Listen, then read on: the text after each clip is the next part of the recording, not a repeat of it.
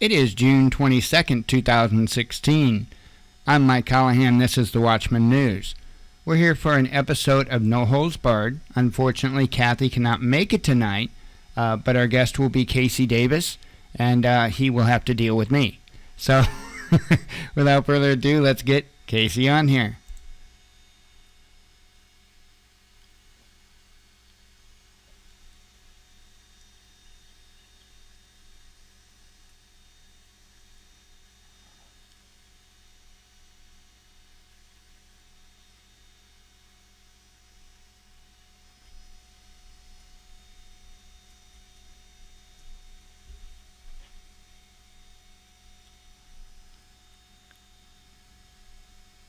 Well, I'm showing it's ringing on his end.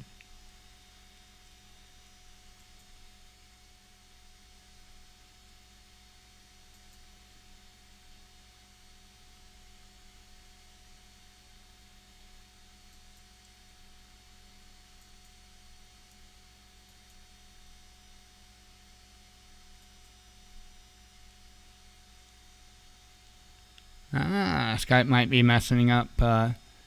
It usually don't sit there and ring this long before it kicks it back out. And oh, wait, he might be here.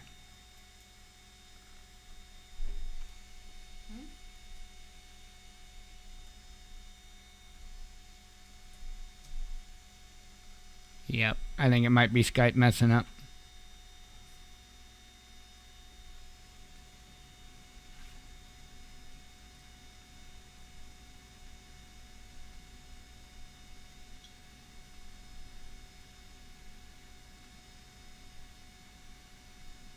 I'm just waiting for it to kick it back out. There it did. Are you there?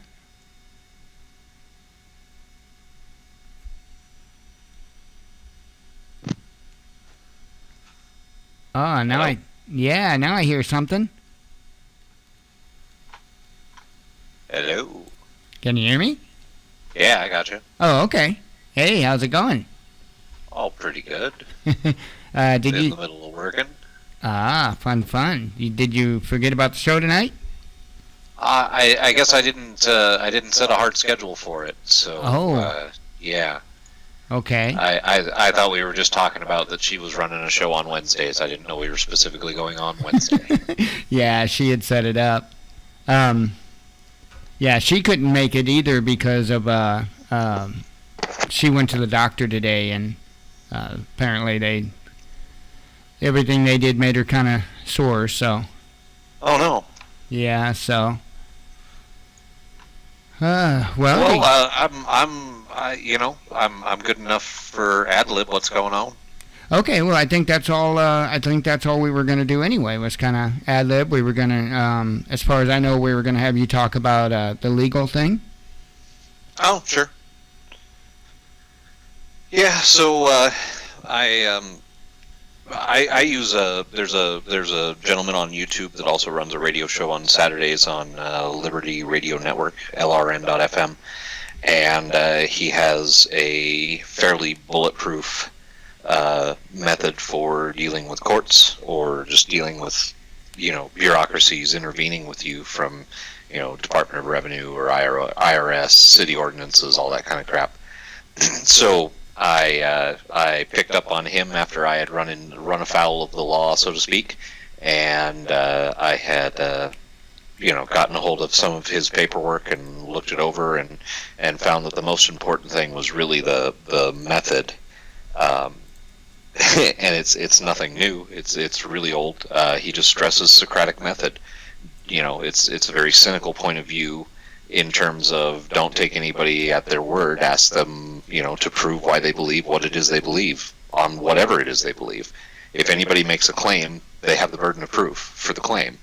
So that's really all it boils down to, is that these bureaucracies are bringing claims against you, and the whole idea is just to get them to prove their claim. If they can prove their claim, then that's fine.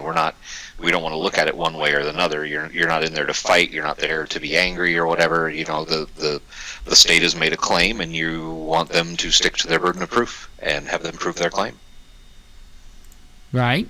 You kind of explained it to me that night we were we were on that phone call, and it was really interesting the way you had explained it. I don't know if you could go through a little bit of that.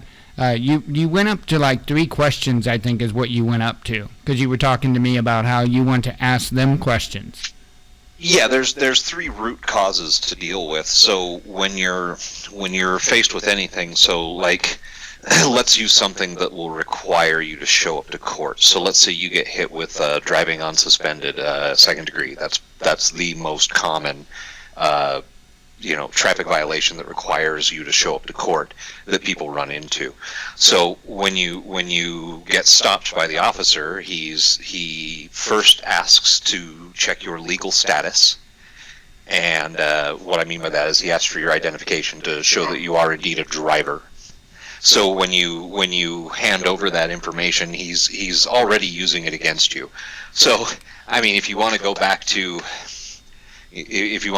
some of the sovereign ideas and such, they're already getting you to incriminate yourself the very second they ask you to hand them over information. When they ask for your license and registration and proof of insurance, they're asking you to incriminate yourself possibly. If you don't have insurance, you are now going to be incriminated by the fact that you don't have this document to show him. So I mean, there's some issues there, but beyond that, he's making a legal determination that you were doing something wrong. So you take your citation and you go to court, and when you're at court, the whole concept is to keep them at these 3 root issues, and the primary cause here, the primary thing that we're looking at is they claim that their rules apply to you. We would like them to prove how. That's all. They claim that, like here in Washington, they will claim that you have violated an RCW of some such number or another. And when you go in, if you ask the right series of questions, you'll find out that the applicability of the code itself is in question. So what I mean by that, the applicability of the code would be more commonly called jurisdiction. So people get really hung up on this idea of jurisdiction, but jurisdiction is just control. And when you're, a state, actually all governments, when it boils down, you hear these people talking about, oh, it's a military tribunal, it's this, that, and the other thing. No municipal court has ever claimed to be a tribunal court. At best, they claim to be a statutory court. And what they're actually saying is, because you were in this geographic location, our rules apply to you. That's the very foundation, the very basic claim they have. You were in our neighborhood, our rules apply to you. So when you get into court, you start asking them some very simple questions. So those 3 paths. You have the fact that they're making a claim against you and that they have the burden of proof. The other part of the other leg of this is that there's violence being used against you. You did not show up to the court because you voluntarily showed up or because you felt some sort of civil obligation. You showed up because if you didn't, they would issue a warrant which would allow a cop to use up to deadly force to bring you in front of the court. So that's the second leg of attack. The third leg of attack is the fairness issue. So you have violence, you have fairness, and you have a burden of proof. Those are the 3 legs that you want to keep. You want to make sure you keep them on task because they're going to try to bounce you every which way. And that's where people get lost. Like the theory is very simple. We're just trying to keep those 3 points out, and really, we just want them to deal with the burden of proof. But chances are, when you start bringing out logically the burden of proof, the other 2 things are going to come to bear. They're either going to threaten you with violence, or they're going to start talking about weird social constructs and agreements and all sorts of weird stuff that's just irrelevant to what's happening. So, when you get in there, you want to set down some foundations. You want to be able to question their claims. And again, you're not making any claims. You are asking clarifications about their claims. So when you're doing that, you're going to start off with the very basics. You're going to ask them if you have a right to a fair hearing, and they'll tell you, yeah. You're going to ask if you have a right to a meaningful hearing, and that's important, and you may need to clarify the question. When you're asking them if you have a right to a meaningful hearing, what you're actually asking is, do I have a right to responsive answers? And a responsive answer is just a yes or no. If I asked you, Was it cloudy today? I expect a yes or no. I don't need you to tell me that it was a light wind or, this, that, and the other thing. I just want a yes or a no. So we ask them if we have this right to a fair hearing and if we have this right to meaningful and responsive answers. We ask them if we have, or if we're presumed innocent of the alleged claim or the alleged charge. And then the really important question is the follow-up to that. Are we presumed innocent of each element of the charge? And they'll probably tell you yes on that one too. And the next one they're not going to want to answer is when you ask them, is jurisdiction an element of the charge? Because now you've trapped them. Am I innocent of the alleged charge? Yes. Am I innocent of all the elements? Yes. Is one of the elements jurisdiction? Yes. If A leads to B and B leads to C, then A leads to C. So I am presumed innocent of the jurisdiction. So now there's already a conflict. The fact that they're using violence against me, even though they're ready to admit that they don't have jurisdiction, that's a weird conundrum that we'll deal with in a little bit. So you've got them trapped on those three legs already. You've got them trapped on the violence, you've got them trapped on the burden of proof, and you've got them trapped on the issue of fairness. Because you asked them, hey, can I have a fair hearing? They're going to say, yeah, of course. So the main idea, the main thing that you want to hammer is you're always going to be asking the prosecutor if he has evidence of jurisdiction, or if you're talking to the judge, you're always going to be asking the judge if the prosecutor has submitted evidence of jurisdiction. And when you ask it, you're looking for a responsive answer, but the judge is never going to give you a responsive answer. You'll ask if there's evidence of jurisdiction, and they're going to tell you the citation is evidence of jurisdiction. Or they'll tell you, they'll tell you anything. What they won't do is say yes or no that there is evidence of jurisdiction. So that's where everybody gets into trouble. It's really three questions that you ever need to deal with. The fact that you're there under threat of violence, the fact that there's no fairness, or the fact that you don't have the burden of proof the prosecutor does. But when you start talking to them, they're going to hit you with logical fallacies, irrelevant information, which equates to like a Gish Gallop, where they'll give you so many facts that you can't deal with any given one of them because there was just so much going on. You'll run into all of these logical issues while they're arguing, trying to get you essentially to just agree with them. So I spent a long time in there. I didn't realize, I spent 8 months going in and out of arraignments, and I didn't realize, it was awesome that they never got me past arraignment, but I didn't realize how I had never moved past arraignment. And basically what it came down to is I refused to sign anything.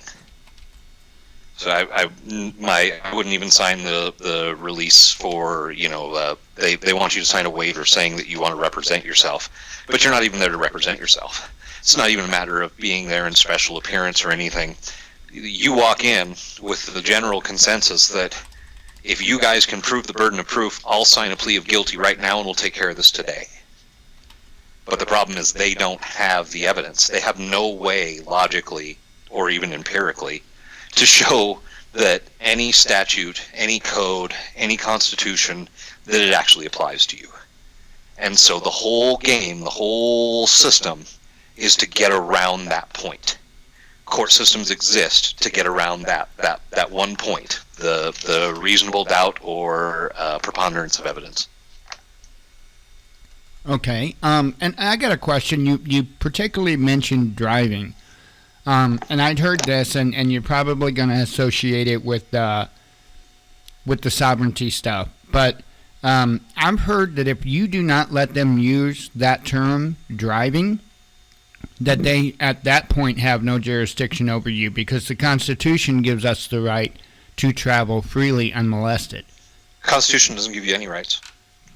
Well, actually, yeah, it don't. It restricts the government, really. Yeah, so it's preposterous to say that the Constitution gives you the right to travel.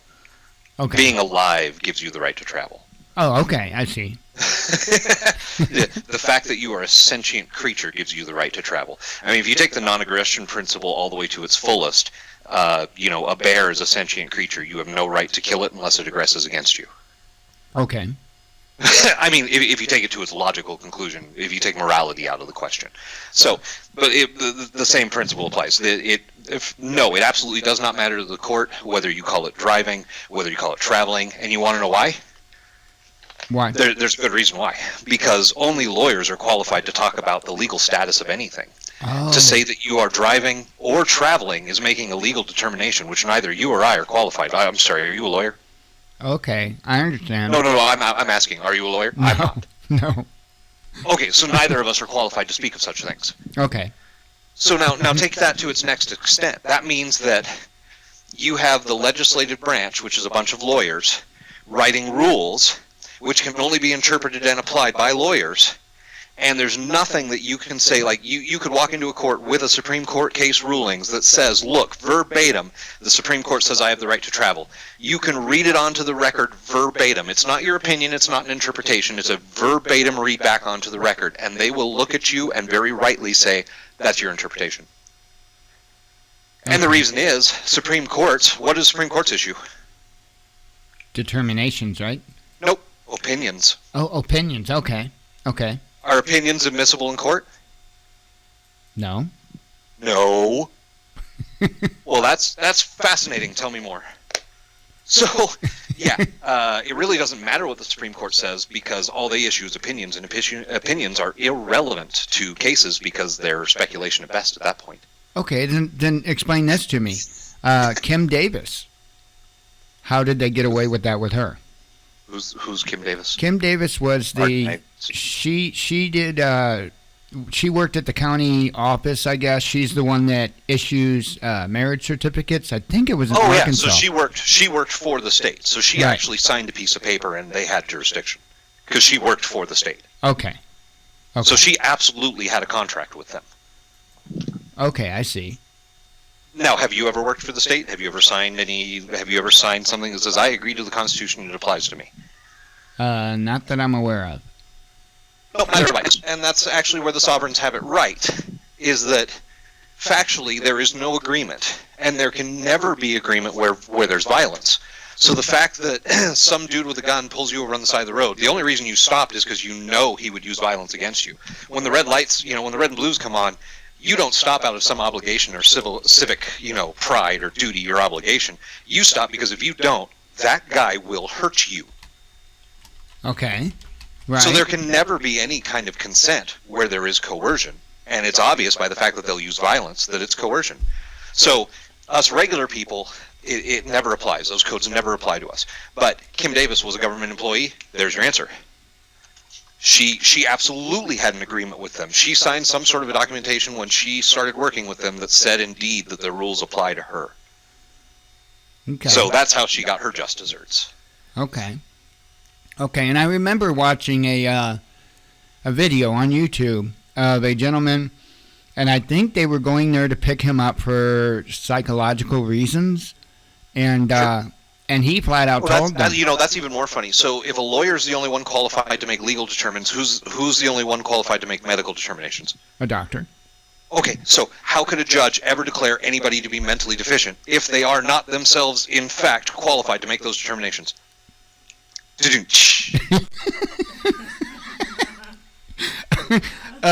was really. Pardon me for using logic. It hurts a lot of people, but seriously now?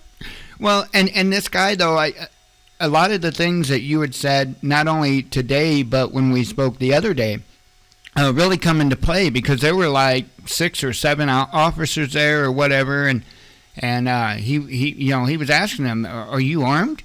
You're scaring me." Right. I did not contract with you. I don't want to contract with you. You're operating under the color of law. The sovereigns have that wrong too. Again, there's violence, so it could never be a contract. To try to construe that they're trying to contract with you under threat of violence is silly.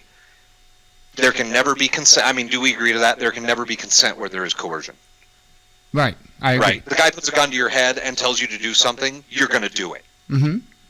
Okay, so we can be in agreement. It's not a matter of free will. The guy who's willing to execute violence on someone else will get his way. So now that we have that in the clear, that's where all this takes place. You and I, as normal people, are not willing to use violence against others to get our way. And that's just simply not true with basically everybody that calls themselves a government.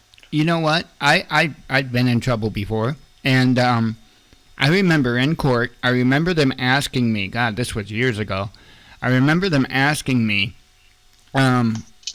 if anybody had threatened me or anything like that to... Yeah, they'll ask you that in court. Has anybody coerced you to be here today or to say anything or anything like that? And the honest answer is yes.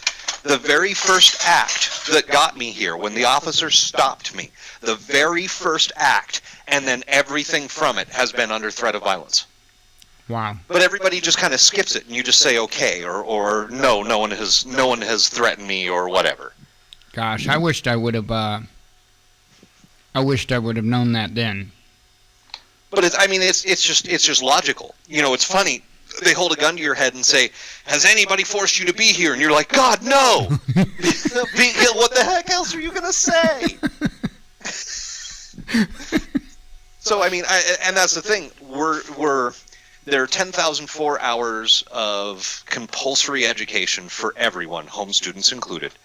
You will receive the same education.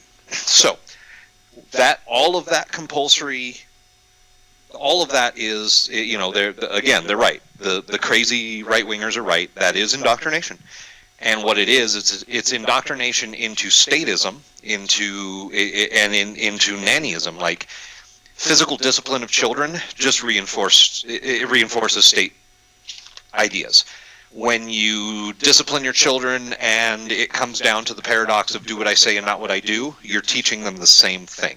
You're teaching them this double standard. Well, violence is wrong, except if you're a state. If you're a government, violence is okay. But in all other cases, violence is wrong. Okay, let's flip that around.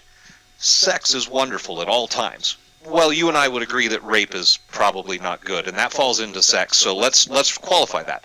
Sex, with the exception of rape, is wonderful. So you got to qualify what it is you're dealing with, and that's what ends up happening.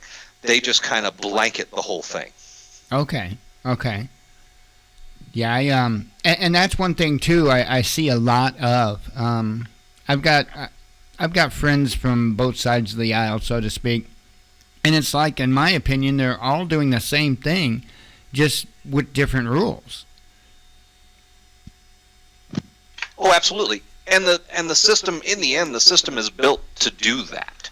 Like, if you think about it again logically, you have a bunch of people claiming to be our representatives that are voted in by secret ballot.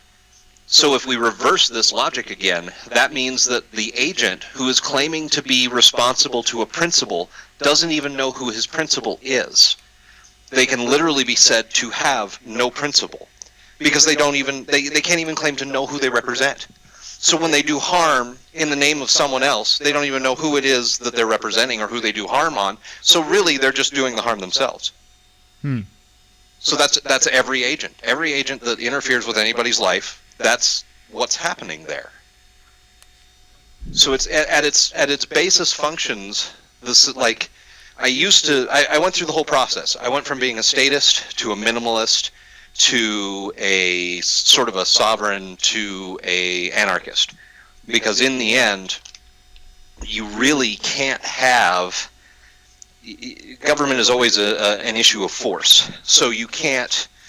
It's always going to be violence against somebody, and the way that it's written, when you look at it from that perspective, and you start working back up the logic of how the voting, like, even if you just look at the constitutional stuff as it is, say for 1791, cut it off, and just look at it as it stands right there, you'll see that this same system already existed. You already have a system where nobody is truly accountable to anybody else because nobody knows who it is they represent. And when people vote, they're only voting to direct force away from themselves, and it will necessarily go to someone else, but in the end, because of self-interest, as long as it's away from you, that's fine. But the problem is everybody's thinking that, so everybody is voting for their own best interest to push force onto other people, whether they want to use the force against them or not. If you participate, you have to. That's what's happening at its barest form. So that's a bunch of stuff that most people don't want to deal with yet. They're just, I don't know. Like, all these people talking left and right and stuff, they've never bothered to think about it. Oh yeah, and I think the whole fear of anarchy is like the fear of guns. You get people that I guess that they're indoctrinated to think that if everybody, and I mean everybody, just inherently had, well, they do, but the right to carry a firearm, that it would be the wild, wild west. And yeah, I heard a story related the other day on another podcast about the same kind of thing, where a gentleman had a concealed carry and he was going to work, and and one day somebody actually noticed it and asked, hey, is that a gun? And he said, yeah, I'm a concealed carry permit holder and such and such. And she suddenly flipped and went on this tirade about, oh my God, you've got a gun, you could just shoot me in the head right now. And he and like when he's relating the story, I'm thinking, who the heck thinks like that? Oh my God, you could shoot me in the head right now. You have known this guy for years, worked with him, and now you're like, oh my God, the mere fact that he possesses a weapon now means that he will use it extrajudicially and without reasoning to just slaughter people. Where is the reasoning in that? What's your logic? Yeah, I mean, and it's same is true with the true definition of anarchy. It's self-rule. It's and it's kind of like the same thing as saying an armed society is a polite society. If you know that the other person doesn't have to go through all kinds of red tape to go after you for stealing from them, you're going to be less likely to do it. Certainly. And you can see the same thing in more feudal countries like the Philippines and such, where those people walk around with the knowledge that every other person that they walk by is intimately familiar with the techniques of killing other people with machetes and with sticks and with knives. It's a very simple and basic system that was developed in the Philippines, and everybody there knows it, and it is just devastating. So you don't mess with other people, because it's that same thing. The person you walk by, how do you know that he's not that much better? You're walking by a guy and you're eyeballing him and you're thinking, does that guy practice a couple more hours each week than I do? Right, exactly.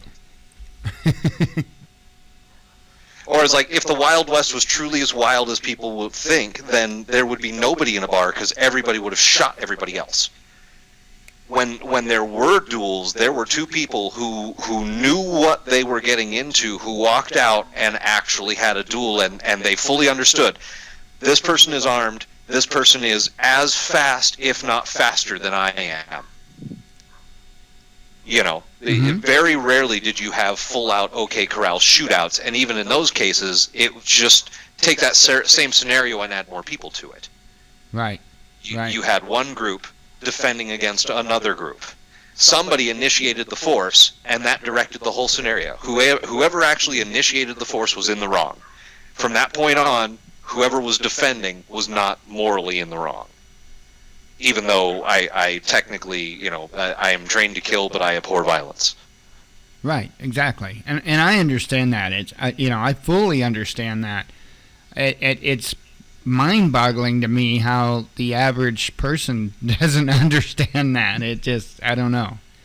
I don't get it. No, it is. And so, yeah, back to that lady who's like, oh my God, you could shoot me in the head right now. So when I was 5, my dad took me out, loaded up a .357 revolver, shook up a can of Diet generic pop, put it on a thing, and had me shoot it.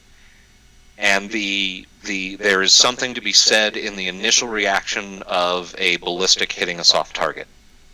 Like, even if it was it's a can of pop, it's a watermelon, there is an emotional impact. Yep. People who understand what just took place when that happens, those aren't the people you have to worry about.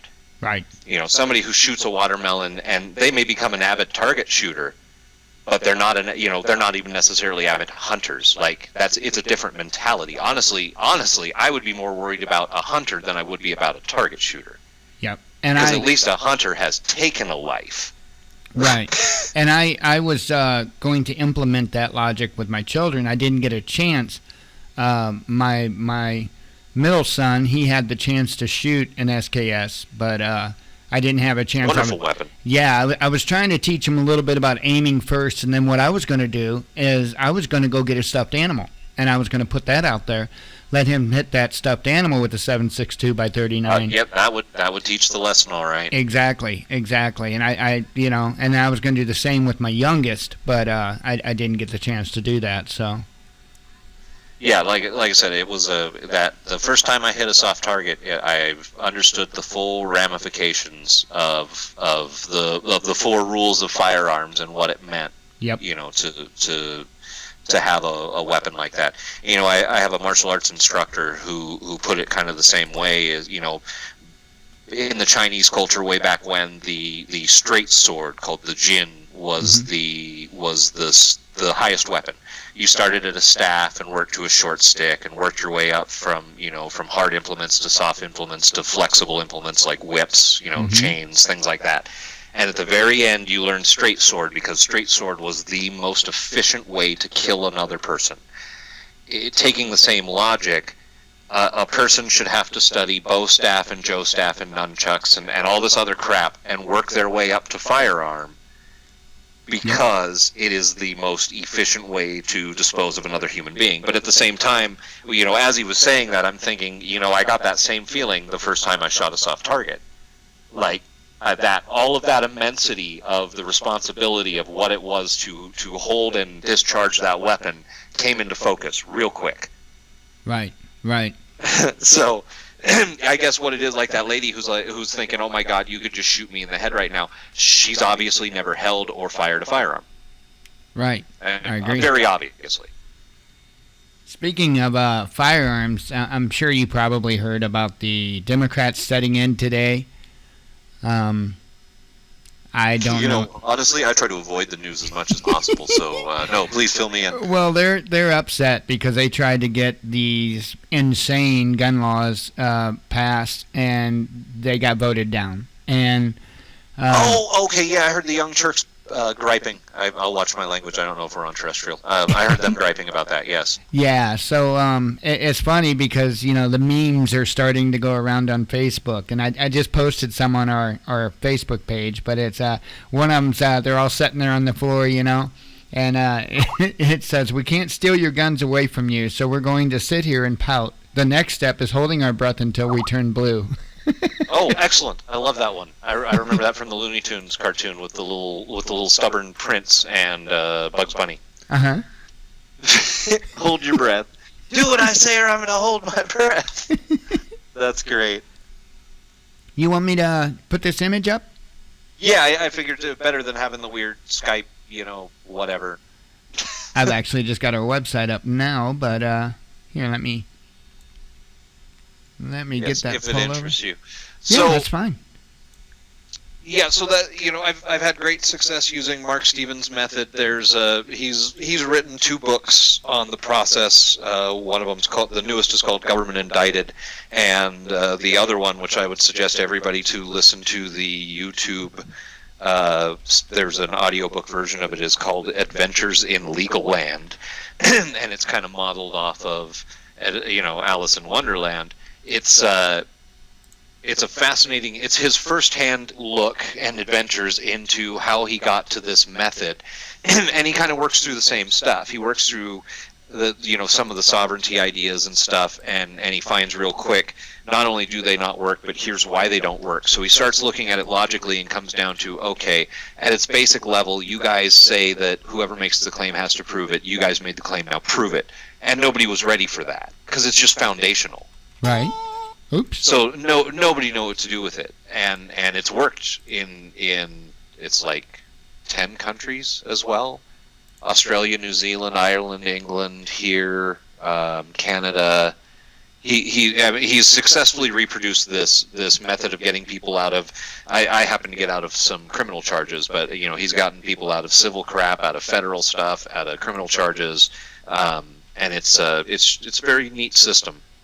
It's just a way of thinking, and the trick is, like, once you start thinking that way and people start trying to bully you, you'll realize real fast that what part of it is just wrong. You'll see that what they're doing is trying to hustle you. It's really what it comes down to. It's just a hustle. Here is the audiobook I was speaking of, if you want to link it. Alrighty.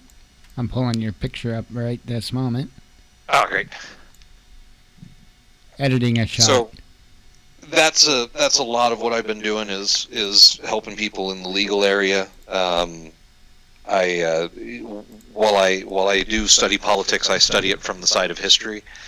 So I tend to turn off what's on right now.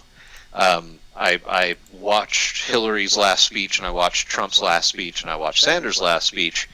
And Hillary and Trump were just ad hominem. They were both just bashing on each other.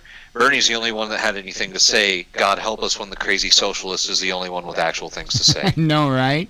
Well, what do you think of Gary Johnson? I don't agree with a lot of his stuff.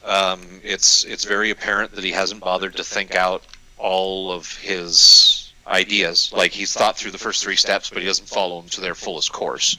Okay. So, like point in case. So if you're, when you think of anarchy, it's a funny thing. When you take anarchy to its fullest logical conclusion, property rights disappear. Most people have never taken anarchy all the way down to see that that's what happens, but because of the non-aggression principle and the idea that there are no other rulers and it's not okay to use violence on anybody initiatorily ever. So the question comes like, you get up in the middle of the night, you walk out and there's some guy on your couch and he's just sleeping there. Like, do you have the right to use violence to move him out of your house? Or, there's the same scenario. You wake up and there's a guy sitting at your kitchen table, and he's made a pot of coffee, and he's drinking some coffee, and he's eating some food, and he's not eating all of your food, but he was hungry and he's eating some food. Do you have the right to initiate violence to remove him? Well, now coffee's a big thing with me. But I mean, you see where I'm going with this, right? Like, until he poses an immediate threat to your or your family's safety, like where. And as you walk it down, it comes down to that. Like, until they initiate force against somebody in your family, it's not okay to initiate force against them, even if they're sitting there drinking some of your coffee. Even if he doesn't pay you for the coffee that he drank. Like, it's not okay to initiate force. You could certainly protest, and you could certainly, maybe even lodge a claim, but you don't get to use force against them. And so, like, at some point, it becomes a property right issue. But, reel it back up, most people never bother to think of it past the idea that there's no government to enforce rules. So, like, that's as far down the process as they get. Gary does that on a lot of things. The best, and probably the only the best interview I heard with Gary Johnson was on the Joe Rogan Experience. And it was basically 2.5 hours of some fairly intelligent questions from Joe Rogan, who I'll give credit to only as a podcaster. I don't care for his sports commentary, and I honestly, I haven't seen any of his comedy. I hear he's funny, but I haven't seen any of his comedy stuff. But his podcast is brilliant. So I saw a 2.5 hour interview with Gary Johnson. It was the first time I had heard of him. I agreed with a lot of his stuff. Like, if it came down to somebody saying, okay, you have to vote tomorrow, and assuming I believed in voting, I would probably write in vote for Gary Johnson. But, with that said, he's still an establishment person. We already know that. Some of his ideas fiscally are great, but I don't think he's prepared for all the rest of it. I mean, the foreign policy alone will turn a man's hair gray, as we have seen over the last, 8 candidacies. Well, and I was going to ask you, you brought that up. Now, I'm sure you know the agenda behind what's going on. So I'm ignorant of anything. So what are we discussing particularly? Do you think Obama had more foreign abilities than what they played off when he was running? And I don't mean that in necessarily a good way. I don't at all. I think that he was a junior senator and a crappy lawyer who got pulled into a power seat, and he was, for all intents and purposes, a yes man to his administration, except for when members of his administration got called out, in which case they distanced themselves. But that was the same pattern with everything. Reverend Wright, his Islam heritage, all of that. He just kind of stepped away from it. He distanced it. He never really said no. He just kind of stepped away from it. And so, like, in terms of who was the most popular kid at high school that went between all the crowds? Obama. Was he a mod? Was he a stoner? Was he, was he in the model UN? Blah blah blah blah blah. Yeah, he was all those things. He was the dude that went between all the groups. He was the guy that was accepted like everywhere because he was just kind of chill with everyone. We've all met that guy. Mm-hmm. It's a particular character archetype, and he fit it well. I mean, I bet you right now, if in an absolutely candid environment, you, me, and Obama could sit down and have a beer, I bet you we'd have a great time and really good discussions. The dude's not stupid. Right. Right. Oh, I agree. And that's why I was asking that because, again, like I said, I wasn't necessarily saying whether he was for or against our best interest, but I just thought maybe he had a little more skills than what people thought. But there again, he's probably got handlers that tell him what to do. And well, no, exactly. It reminded me, honestly, his whole presidency reminded me of the movie Yes Man, only cast with Obama. Okay. And that was really, really what it came down to. It was like, whether it was his agenda or somebody else's, for the most part, it could be his agenda. He's never really hidden what it is he wants to do. Right. So, did he go about it extrajudicially? Well, no, not necessarily. Not if you understand what executive orders actually are and how they function. No, he didn't technically. But at the same time, I've only been around 30 years and nothing has changed, regardless of who was in power, for my entire life. Right. We're still going in the same direction we have been. So, I don't, everything else aside, factually speaking, objectively, we're still going to continue that way, basically regardless of who you put in. And if you do manage somehow to get somebody in there who would be beneficial to you, he'll be dead the first time he tries to make a move that really is for the people. Right. And that's been proven over and over and over again. So, yeah. So what do you, there's a lot of different theories about where this country is going. One of my personal theories is I don't even know if we're going to make it to a vote. What do you think is going to happen? I'm sorry, can you repeat? I had my daughter asking me a question. Okay. Yeah, a lot of people's got a little bit different theories about where this country is going and stuff like that. I think a lot of people have a kind of a morbid feeling about even the near future. Personally, I don't even know if we're going to even make it to a vote. What do you think on it? Well, so long term, I'm not a Christian necessarily, but I can't help but notice that. Well, I guess you don't even have to claim it's Christianity because all the end time prophecies of everybody. It seems like there's an orchestrated effort to follow end time prophecy for whatever sadistic reason, like almost to the point where even if it didn't exist, we have made it up. Right. Right. So there's that. And then my overarching feeling of society on a whole comes down to one of two directions. We will either end up in a giant totalitarian system where and it really doesn't matter. People get all, New World Order. People, you're living in little individual orders as it is. Nothing will essentially change. Like when the EU was created, nothing in Europe for the most part changed, but that system was still constructed around you. Mm-hmm. So I mean, the same thing will happen. Instead of having 50 individual thugs who answer to one big thug, it'll just be one big mafia that controls all of it.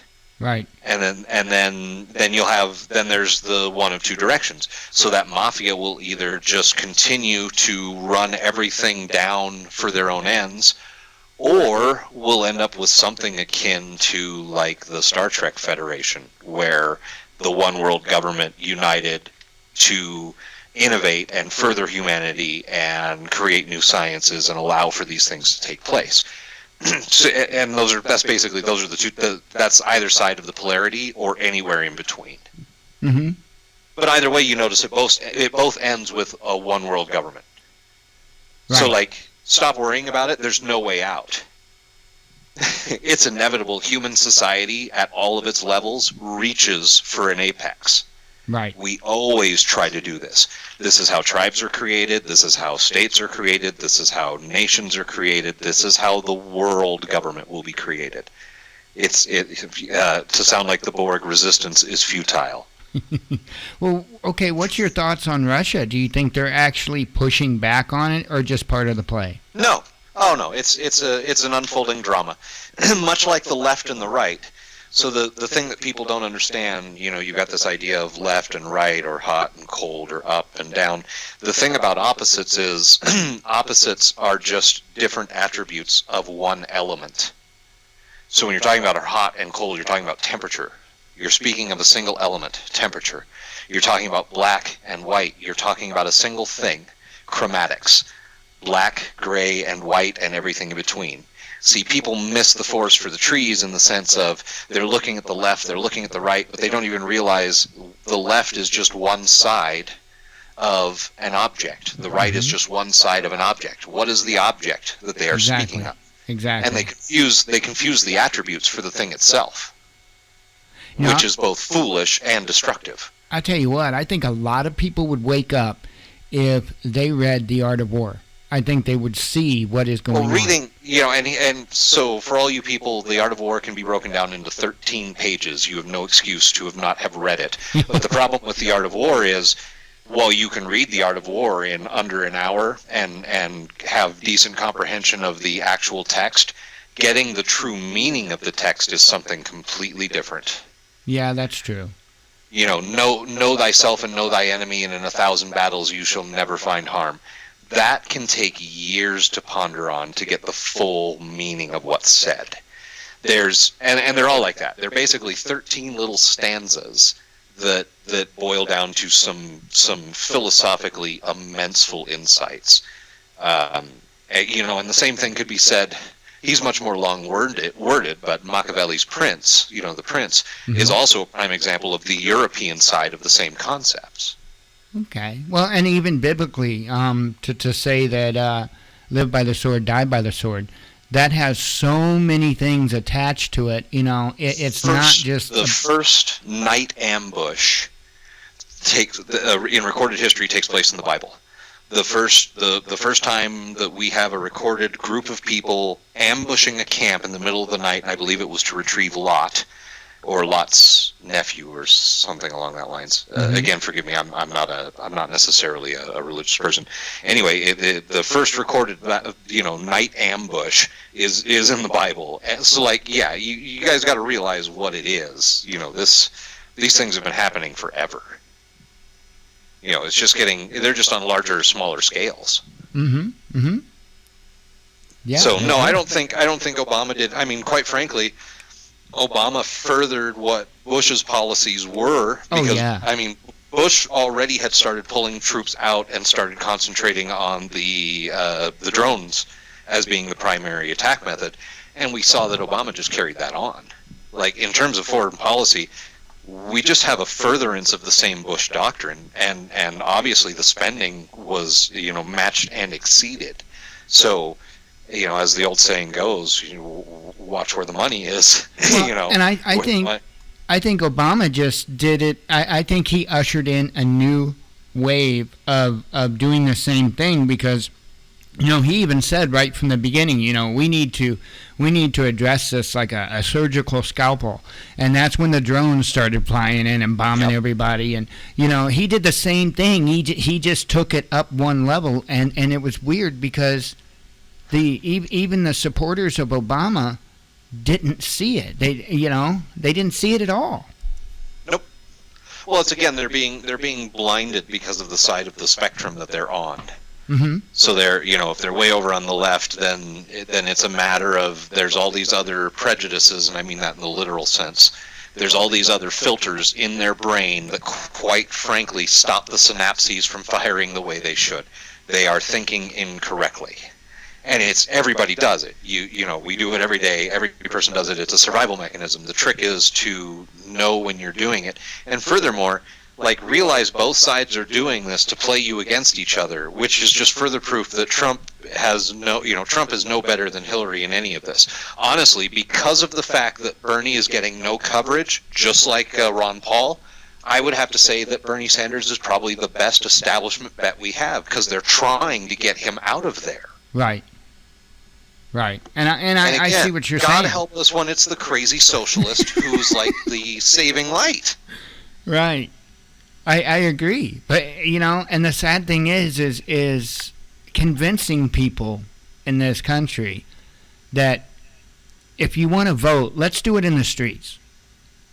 Let's vote in the streets instead of going to and I'm sure we wouldn't get anything done, but it would sure make a statement. Well, here's the thing. Everybody's always going on about democracy. If you want to see real democracy, do you know why we have a representative democracy in the first place? There was. I mean, it's the same reason we have circuit courts. There was a judge who rode around in a horse-drawn cart from city to city who presided over these particular cases. Hence his circuit. Okay. That's what a circuit court is. Okay. So, when you think about it, think about what's going on in terms of representative government. The reason that you had to have representatives was because there was no way to communicate quickly to the central government. Right. You had to send it to a person who could then gather all that information and then go where they needed to go, to have these talks. Mm-hmm. But, we have Twitter. Right. I mean, if you want to see democracy in action, we have the tools to do it. We don't need to have this weird middleman between us and the idea of our governance. And it would be funny to see a model of it, like, let's build a computer model of it where people can go vote, still anonymously, but they can vote the way they really want to vote, where it has no effect. So, I mean, they can actually do what they want to do. And let's see about what people really think about these issues. I wouldn't be the least bit surprised if most people are on the same page of live and let live, and that's really it. Sorry about that. we just got goodbye. Well, I had a line open, and what it did is my phone's dying, so I cut it. Oh, sure. Yeah, I cut it so it didn't. I didn't think it was going to tell us goodbye. I figured I would avoid that by doing that. Right? It always gets you.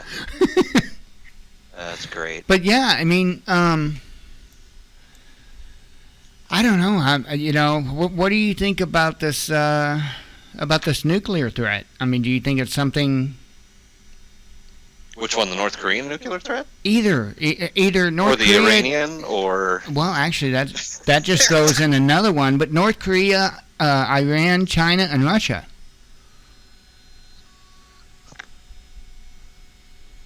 Well, I'm pretty sure Russia knows better, and we're silly to try to keep pushing building more missile defense systems and stuff like that. We already have fairly advanced kinetically based weapons in space. We don't need to rely on.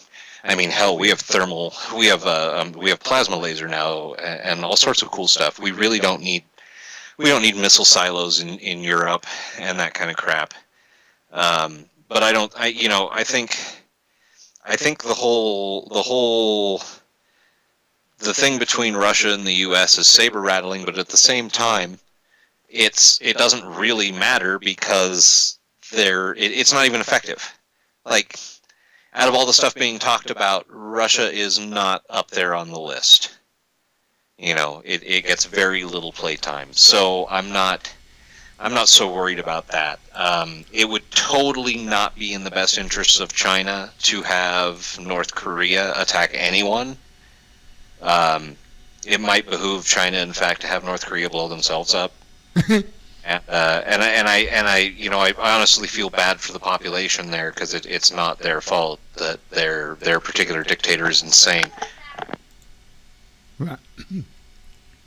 But that's the kind of stuff that can happen. When you're living in that kind of a country and your dictator won't even let you flee, so you are in essence a complete slave there.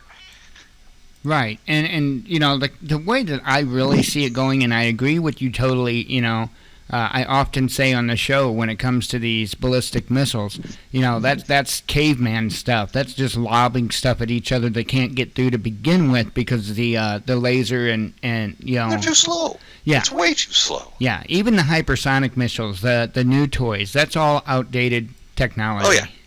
So the idea of fuel propelled ballistics is a dying thing short of drones. Like, missiles will still exist, but what you'll see is they'll get smaller and smaller and smaller and more advanced, and they will eventually become kind of that surgical. Think of it more like this. You'll have a drone that fires a missile that's in itself a drone. Right. And, have you seen the little drones that can fly through the insides of a building at like 45 miles an hour? That'll be the missile. Yep. It won't be a quadcopter. The thing about the drone isn't that it's a quadcopter going 45 miles an hour. It's the sensors and the guidance system that allows it to do that. Yep. That's really important. So yeah, you'll have a drone that'll fire a missile that's a drone that'll go through a window and basically go down to the right apartment door and knock. Yep. And you know what? I had thought about doing this, but I refrained because I like living. And I don't know really if anybody would care enough to even open it up. I've read the patents to a lot of this stuff. It's out there. You just have to do some digging. And you can find patents are dry, though. Nobody likes reading patents. It's funny that you bring that up. I spent my last 2 days reading patents for work. And, doing patent analysis. And, nobody wants to read patents. They suck. They're dry. Right. It's like reading all of Obamacare, Or any law, for that matter. Yep. Yeah, I've been trying to get people to read Agenda 21, and that is like pulling teeth. Yeah, and that's it's funny because the elite themselves say that over and over and over again. They will write their entire plans out. They'll publish them. They put them out for everybody to see, and then the joke, even amongst themselves, is that none of the useless feeders will actually read them anyway. Yep. And that's why you had Huxley and Orwell writing the books that they wrote, is because those guys were right. The elite were right. So they had to take these huge technical plans on, eugenics and, ecoscience and all this crap, and they had to digest it down into something that the average person could understand, which is how you end up with Animal Farm. So please, people, think about that. They had to write something down to the level of Animal Farm, and if you haven't read it, please go read it. I want you to read it because it's a brilliant political analysis, and at the same time it shows you all how the useless mob is exactly as useless as they say. So you really, it's a good perspective, but they had to boil it that far down. It's like a 4th grade level. Nowadays it's probably like an 8th grade level. But it's that's really what happened. 1981, Fahrenheit 451, all these things, all these books that came out that were trying to explain to you, this is what's going to happen. They're going to rewrite history. You're never going to know it. Now that we have the internet, the memory hole exists. It's real. Now they can rewrite history in the blink of an eye. Right. They can rebuild video to make it look more real than the actual thing. So, yeah, the memory hole exists, and these things happen, and that's why attention spans are so short. But then you see this countervailing force, where you laugh about all this stuff, and you meet those people. You meet the people with short attention spans and the inability to reason or to articulate or anything like that. But then you start talking to people, who can articulate and are able to reason, and you see that we're not really different in the core of what we believe. Like, in terms of how much interference other people should have in our lives. We're all pretty much on the same page. So it's funny that the government is constantly trying to reassure us that we need them. Mm-hmm. And that seems to be, that's the overarching PR, is to keep the people thinking that you need us. But on the flip side, they're taking all of this money and they're doing stuff with it, and they're not telling us what they're doing on every level. Like, it's everywhere, and you can see those moves like to militarize the police. So even if you flip it around, so let's just say, for the sake of argument, that Homeland Security, for whatever reason, had a surplus of AR-15s and mine-resistant vehicles, because the DHS certainly should have had mine-resistant vehicles as opposed to the Army in Afghanistan. But for whatever reason, the Department of Homeland Security has mine-resistant vehicles, and they have a surplus, no less. So they start for free, reducing their surplus by giving them out to all these municipalities.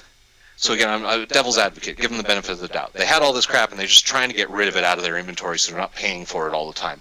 Because if we give it to the states, then the states have to pay for the maintenance and all that crap, right? Mm-hmm. So we're sloughing off all this inventory, and again, we're not even going to argue as to why they had it in the first place.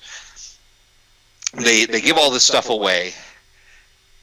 What was even if the intended consequence was just to reduce their surplus inventory, did nobody stop to think about the impacts that it was going to have, giving all these municipalities these military grade weapons? Mm-hmm. And here, funnier still. So you have people arguing about, hey, don't ban my military style weapon, and at the same time, those people are going, holy shit, holy crap, you're giving cops military grade weapons. Mm-hmm. So, I mean, where's the line there? If Right. you can have it, then certainly the cop can have it. But at the same time, if you can't use it against somebody, certainly the cop can't use it just arbitrarily against somebody, right? Well, you'd think so. Mm-hmm. But again, a government can use violence on you at any time, and a government is just any person. Any person that claims to be an agent of government is actually acting as a government in and of themselves. They have no idea who they represent. If they say, hey, I just represent Carol, who's my boss, as they trace it all the way back up, all the way through the system, you can never get to who they truly represent because you have no idea who actually voted whoever's in charge in. Right. It's all secret ballot. We have no idea. And the fact that it's secret ballot makes accountability awfully tough, doesn't it? Oh, yeah. And you mentioned the firearms and stuff like that. This is my concern. Probably my biggest concern is they want to de-arm us or disarm us. We know that. I mean, that's not a secret whatsoever. But I don't see that going down too well. I really don't. Oh. But here's what I think they're going to do. And I don't think it's going to be North Korea or Iran or Russia or China. I think it's going to be blamed on one of them or all. But I think what they're going to do, I fear an EMP. I really think we have an EMP coming. That might be more than they're ready to handle, because when that takes place, their little mine-resistant vehicles are of no use either. So think of this in mind. As they give all these people the equipment and everything, what you got to keep in your head is that equipment is being given to them on the premise that it shall continue to work. Would you agree? Well, yeah, but the thing of it is they don't need So that. they're not going to EMP anything, because then all this equipment that they gave them is useless. Well, I agree with you, but here's the thing. There's one flaw in that whole thought process of them, meaning the police officers or the National Guard or anything like that, keeping us in control. You've got the human factor. How many of them are going to say, no, we're not going to do this? And they have a way around that right now. They have autonomous drones. They have all kinds of autonomous things. You don't think that they would be prepared enough to not even rely on our law enforcement or National Guard or even our own because those military? drones don't work after the EMP either. Well, no. I mean, if they were protected. You got to bring them in from somewhere else, and then there's the flip side. A U.S. Predator drone can be taken down with a Pringles can and a cheap laptop. Yep, that's true. Yep, been proven several times. Yep. You're a computer guy. You know how this works. Oh, yeah. How does GPS operate? It works on a clock. Right. Right? Right. How do you hack a Predator drone? Change its clock. Right. Yep. That's been proven over and over again. Yep. They've probably fixed that glitch, but for everything you fix, you break 100 more. Well, you know what? Even if they fix that one, there's an old bit of technology that I doubt they did or can do anything about, and that would be a device called a spark gap generator. Oh, sure. I didn't. But that's what are you going to do with it against a drone that's 2 kilometers away? Well, that's just it. The old design for the spark gap generator, now that's an omnidirectional setup. But if you use that same Pringles can and put that antenna on it, now you've made it unidirectional. I guess. But having built several Tesla devices myself, I don't see this being an efficient weapon. Well, it'd be funny. It'd make for a funny YouTube video, the people trying to do it. Oh, it certainly would. Because you know as well as I do what would happen. But I don't think if an EMP hits, it's not going to be from us. Like, we're not going to do it to ourselves. Right. Okay. So that, like, I'm not worried about that. Let me put it this way. So you would have thought Sandy Hook would have done it, I guess is what I'm getting at. They need an event that's large enough to go through and disarm everyone. But, I leave it at my first statement. You think Sandy Hook would have done it? Yeah. So there's there is some psychology associated to firearm owners that they don't yet understand. And so they're still having to work at that. They have to break that psychology. They have to get something that's so abhorrent that even you or I would willingly hand over our firearms. So now, take that in the reverse. What event would be so horrific as to have you hand over your firearm? An EMP? Well, not to me. Nope, I don't. I'll tell you what. In the chaos that's going to follow an EMP, the last thing you're going to do is hand over your weapon. Well, and I would agree with that. But what about the average sheep gun owner? Well, the average sheep gun owner is not going to hit me before I hit them. That's for damn sure. Well, yeah, that's true though. But I mean, not for nothing, but a lot of people go and train and shoot at paper targets. A lot of people don't move through their house and work on tactical, sight lines and exit points and, what we call non-linear combat. Most people don't think like that. But see, I had a crazy sensei who, much following like what it says, it's not necessarily in The Art of War, but in another great Oriental text called the Hagakuri, Hagekuru, Hagakuri, Kuri, Hagakuri. It talks about how you should think about all the terrible ways you could die as you're walking through your normal life. So, as you walk into the grocery store, imagine that you're walking into an active shooter situation. As you walk into the bathroom and around the corner, you imagine that there's a guy going to jump out and hit you with a garrote. It's kind of like the Pink Panther, if you remember, where his butler was always attacking him at random to keep his senses sharp.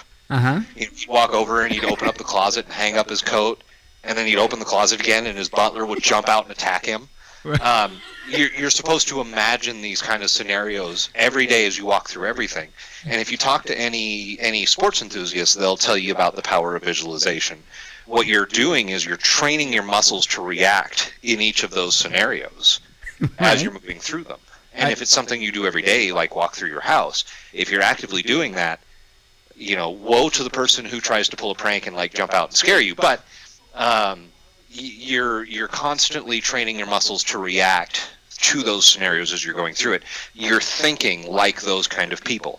You put yourself in the head of, okay, this is how a serial killer or an active shooter thinks when they're in their scenario, and you're running through all the different possibilities. Right. It's a very important thing to do if in just everyday life. It keeps you really aware situationally of what's going on around you. Well, I would say I think I got gypped. Because I studied Shorin-ryu, but I never did get a pink belt. I'm sorry, did you say Shunryu, Young Forest? Shorin-ryu. Yeah, it literally translates to Young Forest. It's a form of Kempo, Okinawan. Yes, sir. So did I. Oh, sweet. Yeah, my Hanchi Nidan is my favorite kata. That is just hilarious. Really? Yes, sir. That is great. I studied Okinawan Kempo up to the point where I wanted to learn katana, and I was summarily informed that our art did not have any blades other than the kama, and that if I wanted to learn that crap, I would go somewhere else. Which I did. Sweet. What else did you learn? I went on to study iaito, which is a form of swordsmanship with a Japanese katana. I went on to learn kali, Filipino short stick and dagger fighting. Sweet. And the next thing I'm going to do is jujitsu, because I got in a fight once with Finkus, a friend of mine, and he was a wrestler, and he put me in my place right quick. And I have learned that I need to learn how to ground fight. Now see, so I tend to focus on ending a fight before it gets to the ground. Yes, sir. Yes, sir. I would like to learn Hapkido. I learned Aikido, which is like one step from Akijutsu, which is one step from Hapkido. And like Hapkido is a good mix of like Okinawan karate, judo, and Aikido. Mm-hmm. And I kind of like the Bruce Lee philosophy. I wouldn't call myself a Jeet Kune Do practitioner, but I'm of the philosophy of the be your own way. So like I've studied some nonlinear combat techniques like Nimpo, which is more commonly called ninjutsu, but is essentially ambush tactics and a lot of psychological warfare. Like if you take the what amounts to the ninja field manual and you put it up against the U.S. Army's counterinsurgency field manual, they line up pretty good. The only difference is that the Chinese guys that wrote the ninja stuff, contrary to popular belief, the ninja started in China, not Japan. The Chinese guys that wrote the handbook focused a lot on like what we would consider illusionism now, which means a lot of perspective and field of view. Like if you're close enough to a person, you could hold a fan up next to your face, and if an army was a kilometer behind you, you could hide an entire army behind that fan. Right? Yeah.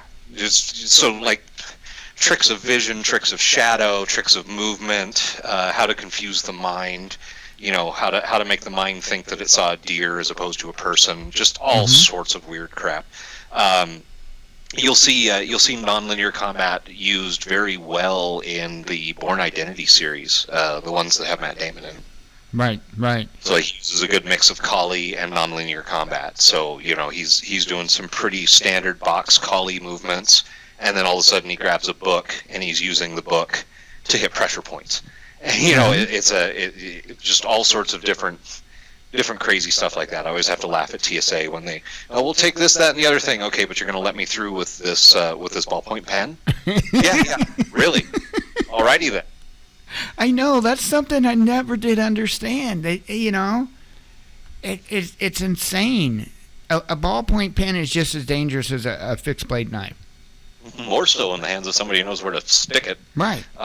So like it's I have a tactical aluminum shaft pen. And it's a ballpoint pen, but it's on an aluminum shaft. If you retract the ballpoint, it's sturdy enough that I can use it to trap and to misdirect. Like I can hit your wrist and push your arm away with it. It's funny. They'll let me walk through with that. Really? They will let you on with that? Oh yeah, totally. Yeah, it's just a pen.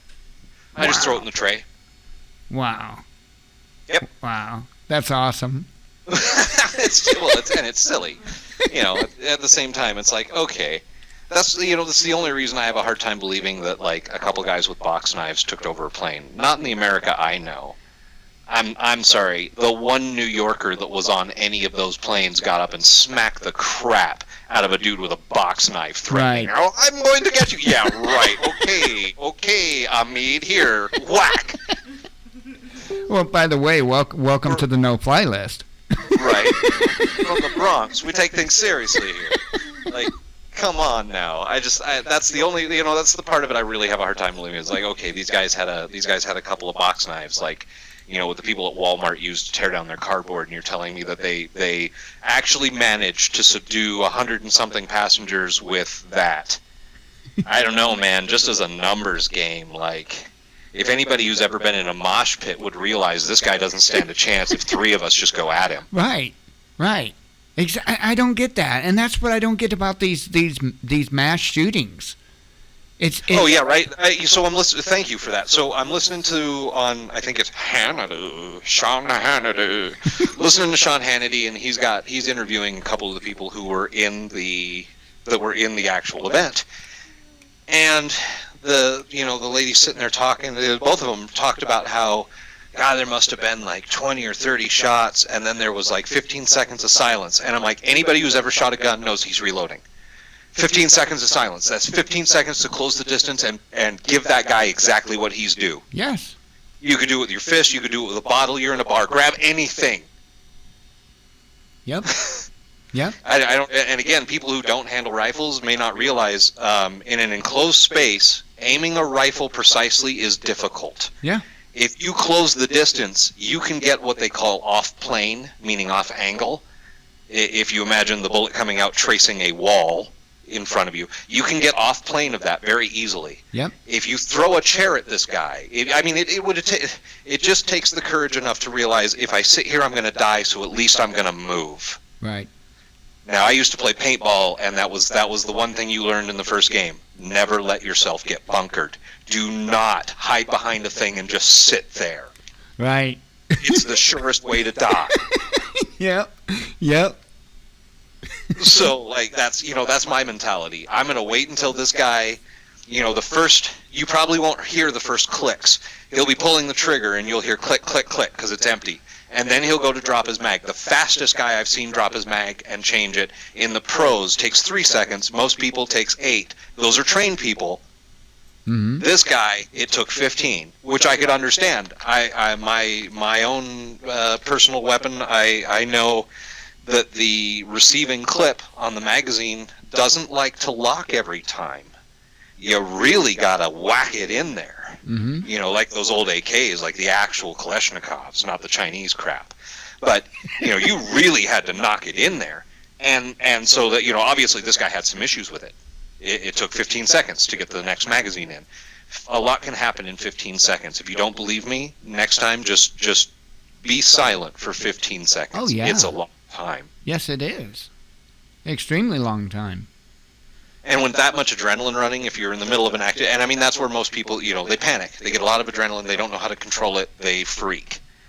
There had to be at least a couple of adrenaline junkies in there, a couple of bodybuilders, somebody Right. who was used to controlled release of adrenaline. And that's what gets me. Like, that person, they had to have known at some point, he's reloading, now's the time. And if you run at him, a couple other people will too, even if they just think you're trying to get out. Right. Yeah, they'll follow you, and then as you land on this guy and start beating the crap out of him, they'll help. Well, the same logic goes for these I don't know how to say it softly in any way, but these cases of police abuse. I don't get that. You've got one or let's say 3 or 4 cops that are just absolutely pummeling a guy that doesn't wailing on deserve. somebody, and you've got like 30 people standing around watching it. And yeah, the most they'll do is pull out their phone and record it. What's up with that? Funny. That logic is explained very well by a gentleman named Lysander Spooner, who was a lawyer during President Garfield's time, and he has some very interesting essays that everybody should read or listen to. So Lysander Spooner, look for Constitution of No Authority, and he wrote a bunch of essays back and forth to President Garfield, and he explained that situation very well about how people are so indoctrinated that you can start fighting somebody who's being defiant, and if that person starts calling out for help, you can call for help, and you can rest assured that more people will help you than him. Right. It just takes that first person. It's a mix of the mob mentality and the indoctrination. I think it says something to the effect of, you can rest assured that one of them will belong to our gang. Wow. Memento, can you search that? What was the name of that again? That document? Lysander, Lysander, Lysander Spooner, Spooner, Constitution of No Authority. Okay. Yeah. You'll find it on YouTube. There's a gentleman that read it that does a decent enough job. Pritchard, I think his name is. Okay. He did a pretty good job of reading it, and then you can find them in text form. They're archived in the National Archives because they were written to the president. So Wow. they're in the National Archives, and they're well worth reading because he was a lawyer, mind you, and he was hit with that same conundrum I was talking about the prosecutor's burden of proof. And so he ran through it logically, and he came to the conclusion that, listen, the Constitution of the United States has no authority whatsoever, and then he proves it every which way, and it's disturbing how clear it is. Wow. So yeah, that's one everybody should listen to. At the very least, and then after you listen to that one, go listen to Adventures in Legal Land by Mark Stevens. Also, much longer, but it's brilliant because it's practical. It's Lysander Spooner's methods and Socratic method being applied to actual court cases, and he gets reamed. I mean, the first half of the book is him getting just beat to crap as he's learning what's going on. Like, he's not going in with making any claims. He's just going in and trying to figure out, okay, how are these people operating? And they're beating the crap out of him. And then once he figures out what's going on, he flips it around and starts just using very, very base logic on their very initial claims. And it's like, oh my God, nobody's ever done this. It's just like when the sovereigns are like, hey, bring up jurisdiction. They're right.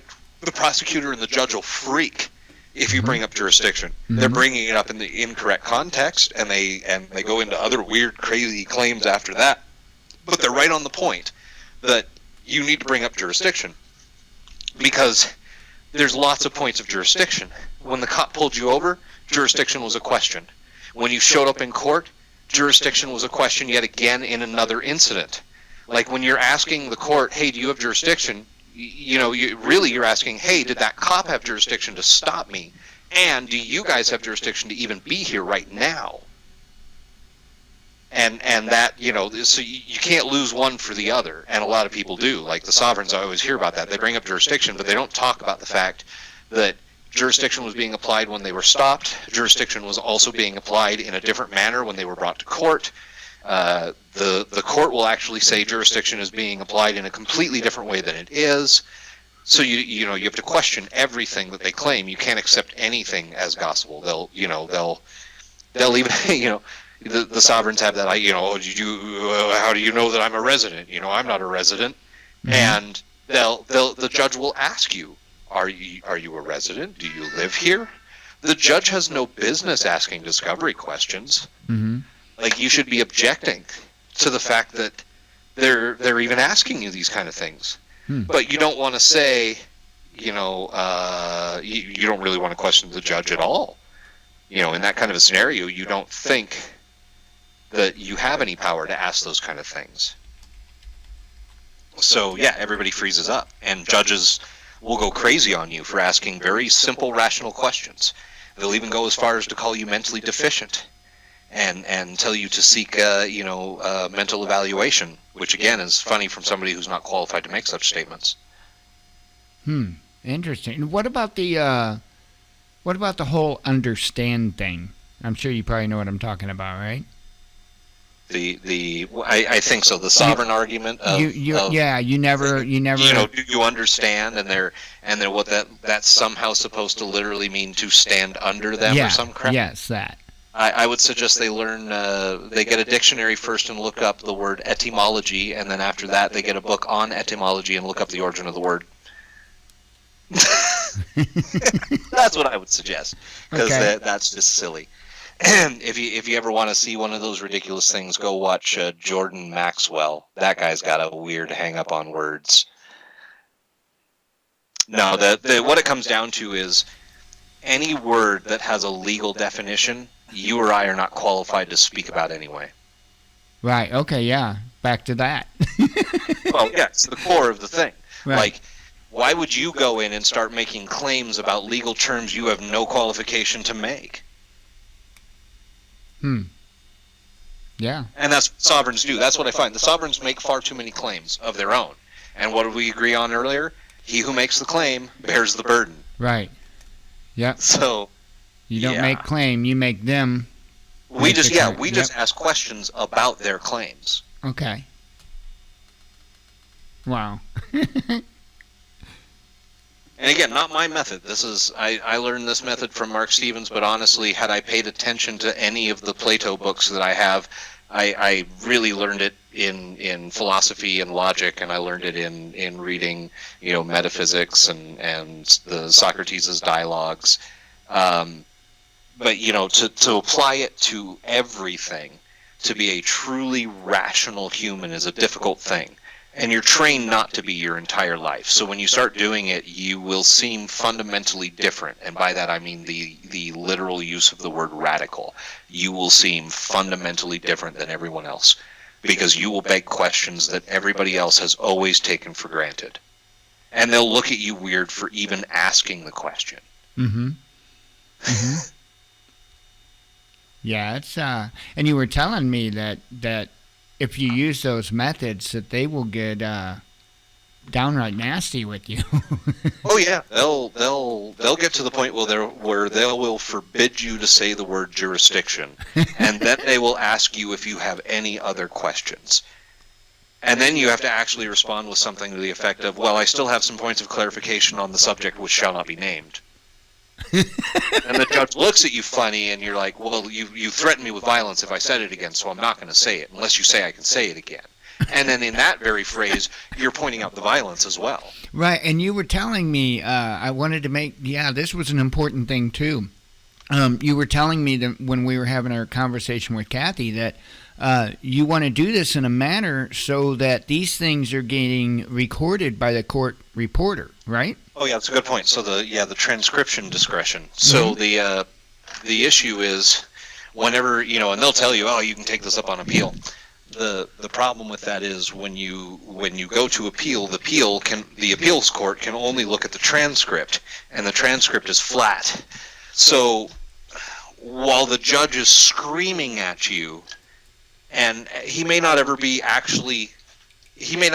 implicitly threatening you, but the fact that he's screaming these things at you, the transcription doesn't show that. So you actually have to get to the point where you have to point out, hey, Your Honor, you're getting awfully red in the face. I don't know why you're so upset about this. I'm simply asking, did the prosecutor give any evidence? Has the prosecutor submitted any evidence of jurisdiction? And you have to point out that the judge is actually red-faced and screaming at you, because it won't come across on the transcript. So when the other thing that won't come across on the transcript is you'll ask a responsive question, meaning you're looking for a yes or no answer. Your Honor, has the prosecutor submitted evidence of jurisdiction? Either he has or he hasn't. It's kind of a, you can't be partway pregnant kind of thing. Right. So you'll ask a yes or no question, and they'll go into a diatribe that has no relevance. I mean, it might have loose relevance, but in reality it has no relevance. And they'll go on this big thing for like 2.5, 3 minutes. And again, 15 seconds is a long time. 3 minutes is a really long time. And at the end of it, they'll say, okay. And you'll say, okay, and then you'll get back to your question, but the transcript just shows that you agreed with him. Mm-hmm. Because he said okay in a question form, and you said okay in a statement form, and that's all that the appeals court has to work with. So they're always looking to get an affirmative statement out of you. They're looking to, when they say you got to watch out for do you understand? Mm-hmm. It's more the fact that you say okay that's at issue, not the fact that they say do you understand. Understand has nothing to do with it. It's the fact that you say okay or yes or any other agreement term. And you do it instinctively. You'll be talking to people and you'll say uh-huh or okay or yeah. Those are all affirmative statements. Right. They mean for you go on, but on a transcript it looks like you just agreed with everything that judge just said. Which is accepting a contract in itself. Well, it's not a contract, because a contract has to be signed, okay, and full disclosure has to be available. You can't ever sign something where all of the terms haven't been disclosed to you. So, like when people say, "Oh, you signed the driver's license, and that's evidence of blah blah blah, so you should sign it under duress or whatever." The fact that you signed it doesn't make it a contract in the first place. You never had full disclosure. Okay. So there are elements of what makes a valid contract and what the sovereigns are construing, with things like that. Oh, when you sign a driver's license, or oh, when you do this or that, when you register your car, that's all bad logic. That's poor logic, because there's no full disclosure, so there's never an agreement there. So are you saying that there is really no logic or no meat to the matter when they tell you that ignorance is no excuse for the law? Well, not at all, because they would have to show that the law applied to you in the first place. Isn't applicability of the law in question? Right. Yeah. Right. So no, ignorance of the law certainly wouldn't make it obligatory to you. That's really dumb reasoning. Well, you didn't know about this guy you've never met who wrote this law that you'd never heard about, and that's your problem. Right. What? Right. That's what I was thinking when you were saying that. And furthermore, this piece of paper that you've never seen before, written by a guy who doesn't know you and that you don't know, and that we both agree that you don't know each other, and that this does somehow put a duty on you, on top of all of that, we just presume that it applies to you. Right. Prove us wrong. Okay. And then now suddenly the burden's on you. Yeah. What?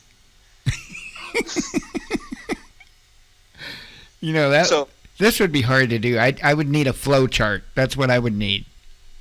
Well, again, it comes down to just keeping them on those three legs. Mm-hmm. So, when you're working on it, if they get mad and they direct you to a different point, then you can bring up those other points, like the fact that you're there. You can bring up the fact that, hey, I'm only here because you guys are threatening me. Right.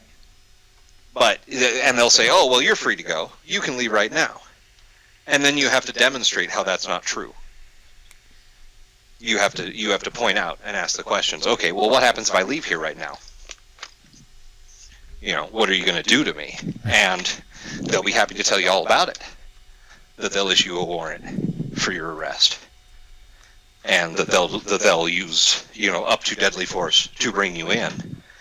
But then they'll out of the other side of their mouth claim that they're not using violence against you, that you're there voluntarily. Mm-hmm. So you've got to touch the points as you can.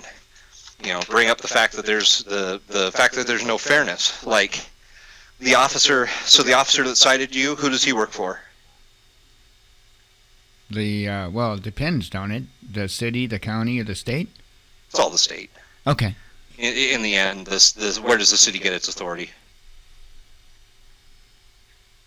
Good question, because I always thought they got it from I thought everybody kind of got their authority from the county.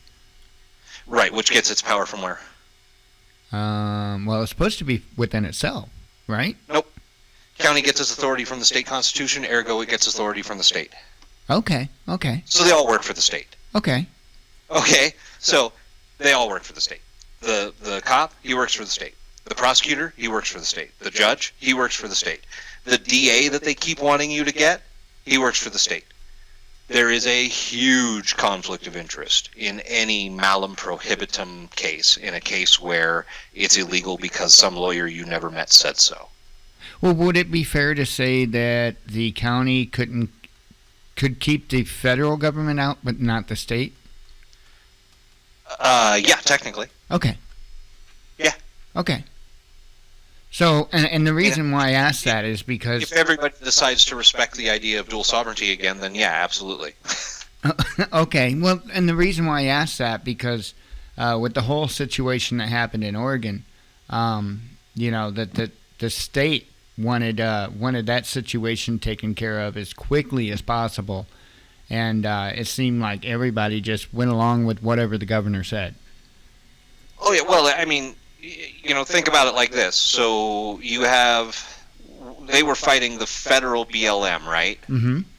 Okay, so they were on what was considered federal land, which means the state had to cede, as in CEDE, had to cede the rights for that area of land over to the federal government.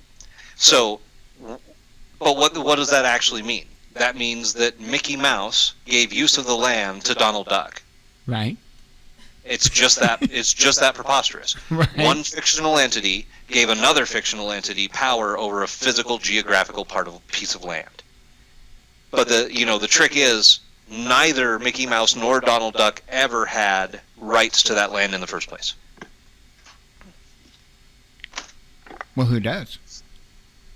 Well, again, anarchy leads to weird questions about property rights. Right. I understand.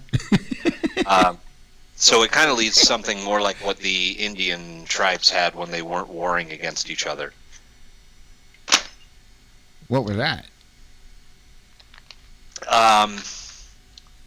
Sort of a nomadic tribalism.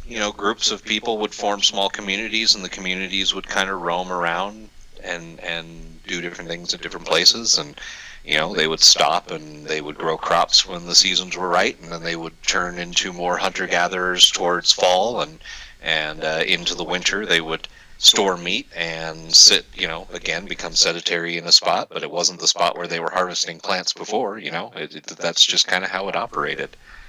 No, the Indians had a real good concept about how none of them owned the land. When they were fighting, when the Indian tribes were fighting each other, they weren't fighting each other over spots of land. Okay. That's something to keep in mind. So, I should say not always and necessarily over land or resources. Like now, we fight over land and resources constantly. We veil it, but we fight over land and resources all the time. Mm-hmm. Other tribes had, Indian tribes had blood feuds, which is more tantamount to the Hetfields and McCoy's idea, where you had just generations of bigotry that boiled into violence. Wow. So I mean, but that's what no government looks like when you eliminate the state. But the idea, honestly, the state doesn't exist in the first place by their own definitions. Like, do you know what a state is by their definition? By the state's definition? No. A state only exists to protect the rights of the citizens, which begs the question, what is a citizen? A citizen exists only to pledge allegiance to the state. So notice that there's a mutual obligation. I will give you allegiance to this fictional entity. I pledge my allegiance to Mickey Mouse. In return, that Mickey Mouse will protect my life, liberty, and property. That's the concept here. And then you look at the Supreme Court, and the Supreme Court has said over and again that Mickey Mouse has no obligation to protect you, your life, your liberty, or your property. Right. Right? Right. That's why you can't sue Donald Duck, acting as agent of Mickey Mouse, when he kills your dad in a police stop because your dad wouldn't get out of the car. I'm sorry, the visual there is just priceless. Well, yeah, but it helps break the conditioning that people have about it being okay for cops to do these things. Right. I agree. When you visualize Donald Duck in a cop suit killing your dad over a traffic violation, it suddenly brings the act into focus as opposed to the cop. Oh, the cop has authority. Right. The cop, who is an agent of fiction. So Right. again, let me boil it down.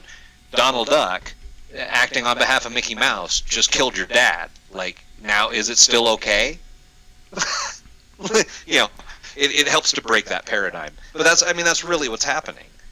You have people acting on behalf of fictional entities. Mm-hmm. A state is a fictional entity. Furthermore, it's a fictional entity that by its own fictional definition doesn't exist. Right. Because they have no right to protect you. So if a state only exists to protect citizens, but it has no right to protect citizens, there is no state. I mean, And if a citizen only exists to pledge allegiance to a state, and we've just shown that the state doesn't exist, there can be no citizens. So the whole idea is silly, and you people should grow up. Well, I agree. Okay, so let me ask you this, because I don't want a part of any of it. I don't want to be a citizen. Yeah, you and me both, brother. I want to be a living, breathing, and I know this sounds like the same sovereign argument, but I just want to be a living, breathing human being. I don't want to play their games. I don't want to, I don't drive. I gave up my right to travel. Yeah, your license to do such. Right, because I'm not, to be honest, that particular act has a lot to do with the national security ID whole thing. But I don't want a part of any of it. I do not want any of it. I don't want their help. I don't want their services. I don't want nothing from them. Yeah, right? Government. Okay, so here you go. Government. Service is so good they have to be offered at gunpoint. Right, exactly. Right? Mm-hmm. So here's the conception. Instead of calling it anarchy, which freaks everybody out, even though it is the truest form of what it is we're talking about, the libertarian movement, and I say libertarian because I include minimist, meaning people who think there should be minimal government, and sovereigns in this group. You should look at voluntarism, which in the end is a good description of what you already think is right. So, point in case, I write up a contract that says I'm going to do X, Y, and Z for you in this amount of time, and you're going to compensate me through X, Y, and Z.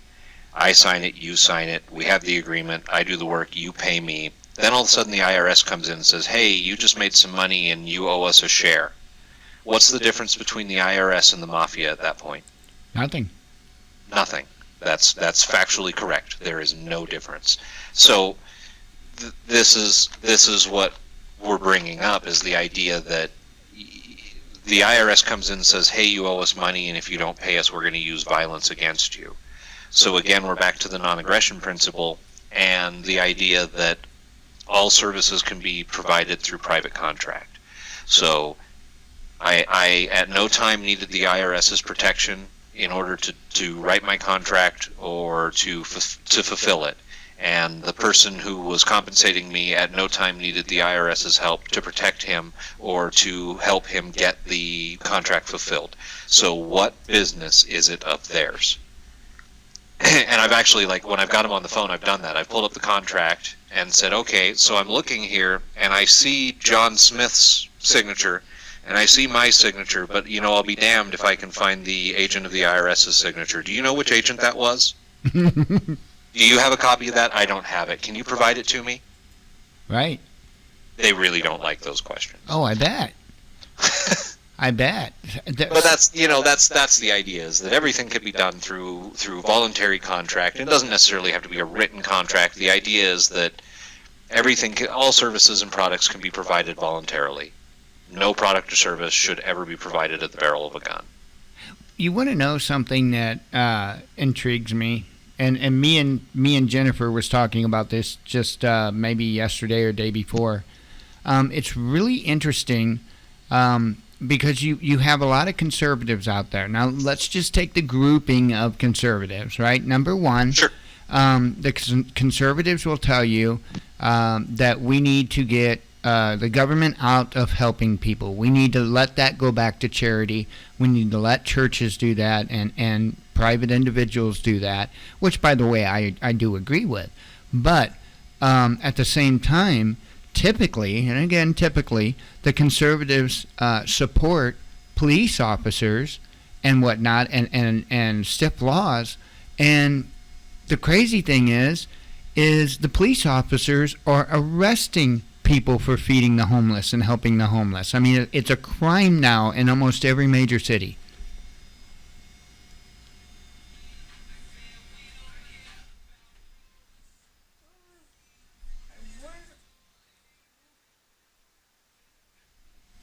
I am. Hello? Yeah, it's only a crime because they either told you to do it or they told you not to do it. But again, you have an officer, so like, have you ever met a police officer that was a lawyer? No. No, me either. So when a cop pulls you over and says you're speeding, he's making a legal conclusion, yes? Right. Right. Is he qualified to make that conclusion? No. No. That's hilarious. That's another thing you can bring up in court. So it's a funny thing. So, like, if you ever have to actually go to trial, if they get you past arraignment, if they, like, bully a plea in for you or whatever, if you ever get to trial, have the officer come up. The prosecutor will have the officer come up, and he'll read back his testimony. I, Officer Jerkhead, pulled over John Smith at such and such time for speeding, and blah, blah, blah, blah, blah. And you stand up and you object. Object calls for conclusion is the technical objection. And you'll be overruled. The judge will say, overruled. and they'll let that cop keep talking.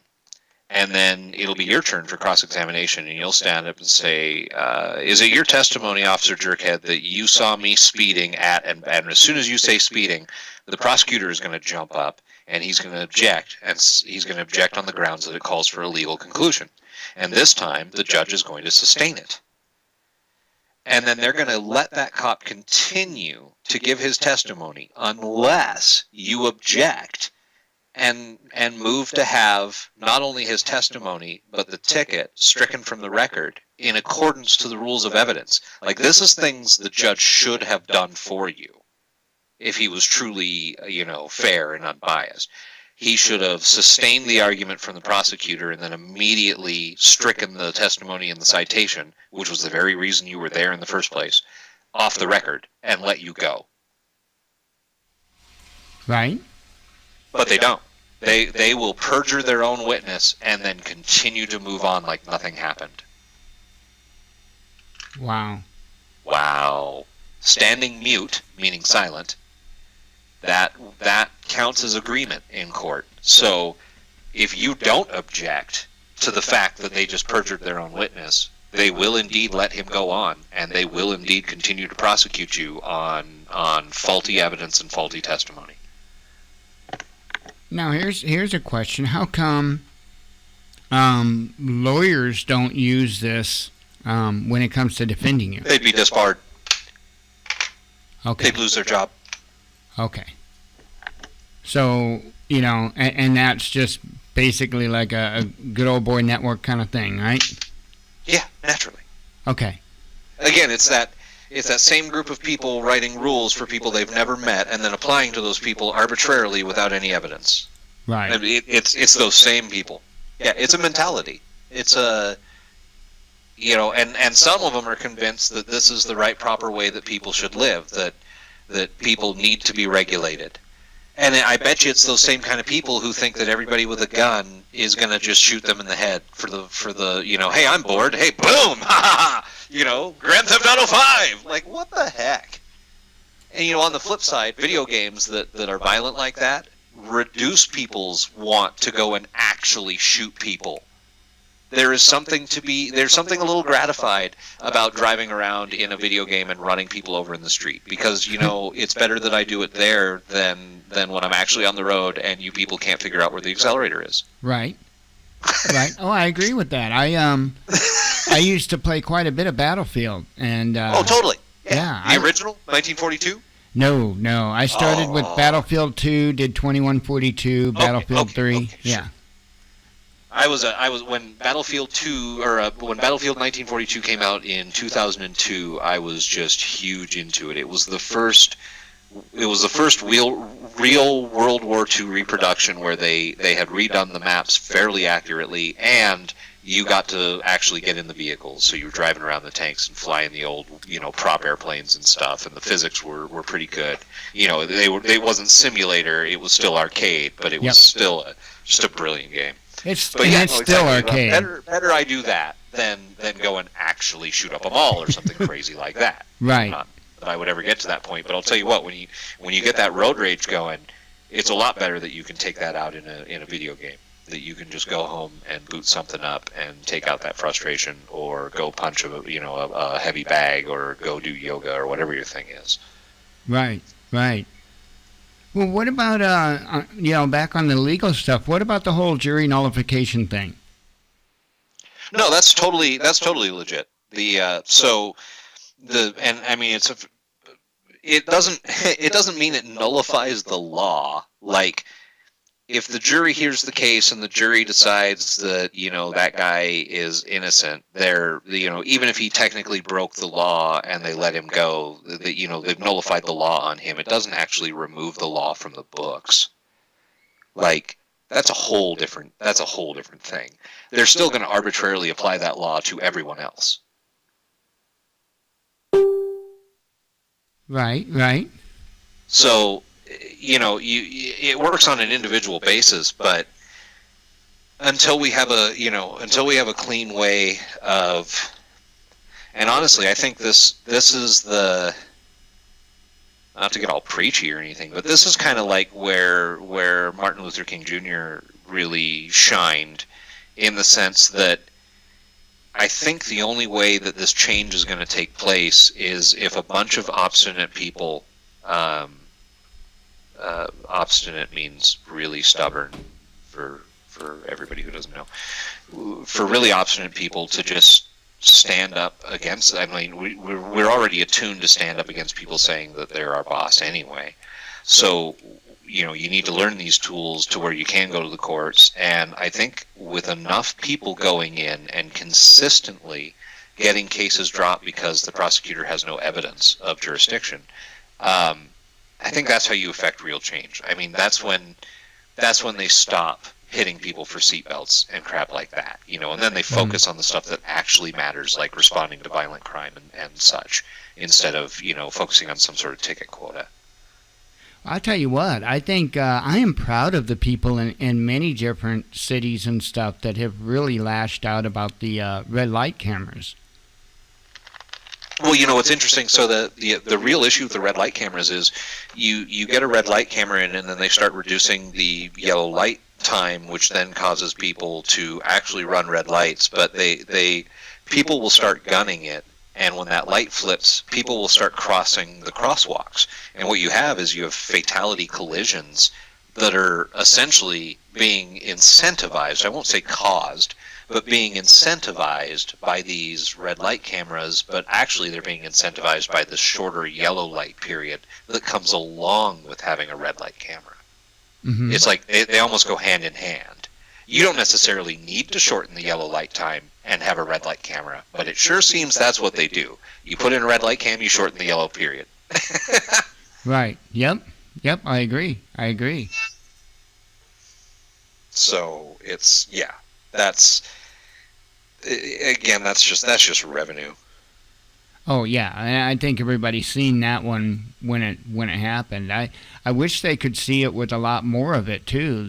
Well, you mentioned seatbelt. You know, the government's not going to do anything for our safety. They don't care about us enough to you know, they're not obligated to protect us or to serve us, and they don't care to protect us and to serve us. All they care about is making more money, whether it's done through taxes or whether it's done through a different type of tax called a law, and you know that's all they're worried about. They built themselves up to be this enormous entity, and you know now they've contracted with all these private corporations. Like I'm sure you know that most prisons, if not all now, are private prisons. So certainly, and those private prisons lobby to keep things, you know, to keep they want to keep things like marijuana illegal and such, because they're specifically trying to keep their prisons packed, and victimless crimes are the easiest way to do that. And in particular, drug crimes have mandatory minimums. So it's like it's multiple steps of logic, but you know, think about it. They pay lobbyists to keep arbitrary drug laws in place because arbitrary drug laws have mandatory minimums, and that keeps people in their prisons longer. Like there's less fight with mandatory minimums because the person really is just screwed. Like you're like, hey, you know, no matter what, even if you plea out to damn near nothing, we're still putting you in jail for 5 years. Bye. Right.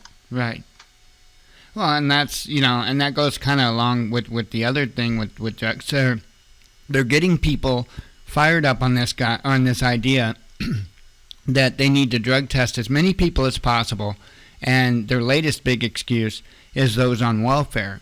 Well, the interesting thing is Florida, what was it? I think 2% or something like that they tested actually failed the drug test. All the rest of them, whether they did drugs or not, passed the drug test. And, yeah, because funny enough, only a junkie knows how to turn food stamps into money to buy drugs. Right, exactly. The poor people who are actually trying to survive, which is obviously the majority there, they don't even think about that stuff. Nope. And the thing of it is, if you follow the money, you'll find out that it's politicians that are the ones that own the companies that manufacture like the test strips. Yep. Oh yeah, totally. That wouldn't surprise me. Yep. And I was saying this back when, I've had this discussion with several people, and I get what they're saying. They're like, well, if I have to have a drug test to get my job, then they should have to have. And I understand their way of thinking, but I try to explain to them. I was there screaming, hollering no when it came to your pre-employment drug test.